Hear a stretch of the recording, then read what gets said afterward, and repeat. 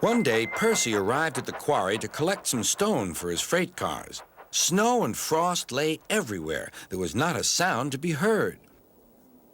Percy ventured further. He found Mavis, the new diesel engine, resting in the shelter of some rocks. "Cheer up, Mavis," he whistled. Mavis was still remembering the trouble she'd had with cars. "Manager says I don't listen to advice. He says I've no business jauntering down Toby's line. Toby's a fusspot." "Toby has forgotten more about freight cars than you will ever know," replied Percy.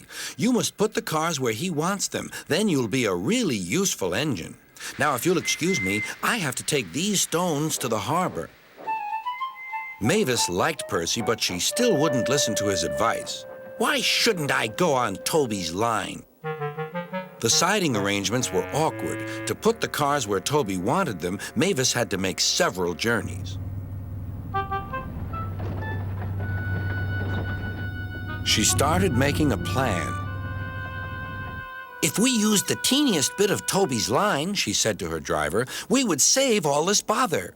Her driver, suspecting nothing, allowed them to go as far as the first level crossing.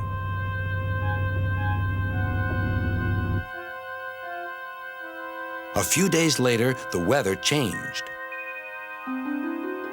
As the snow melted, the quarry grew busy again.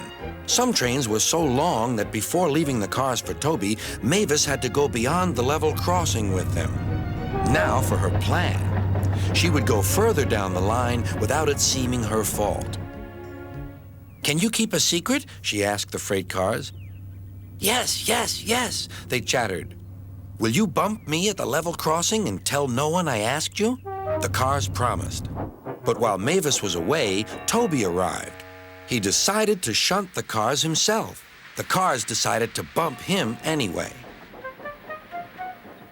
They reached the level crossing and Toby's brakes came on. This was the signal for the freight cars. "On, on," they yelled.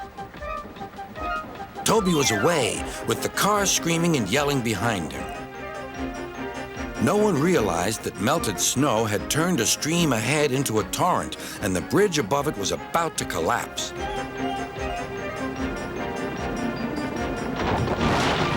The rails were now like a tightrope across the thundering water. "Stop! Stop!" cried Toby. His driver fought for control. They came nearer and nearer to the bridge. It was all or nothing now. The driver braked hard.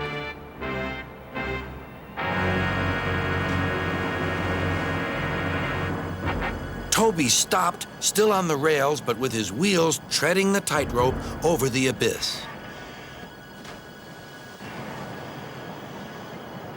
Mavis was horrified and quickly came to the rescue.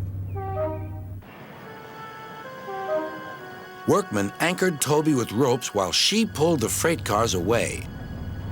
Then she helped Toby to safety.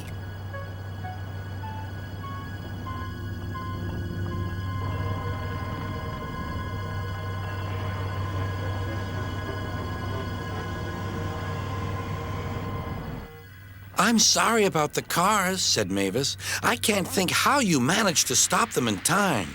"Oh, well," said Toby, "my driver told me about circus people who walk tightropes, but I just didn't fancy doing it myself." Later, Sir Topham Hatt arrived. "A very smart piece of work," he said. "Mavis, you did well too, I hear." "It was my fault about those cars, sir," she faltered. "But if I could..." "Could what?" "Come down the line sometimes, sir. Toby says he'll show me what to do." "Certainly," replied Sir Topham Hatt, "if your manager agrees." And so it was arranged. Now Mavis is as happy as can be, and Sir Topham Hatt thinks she's really useful indeed.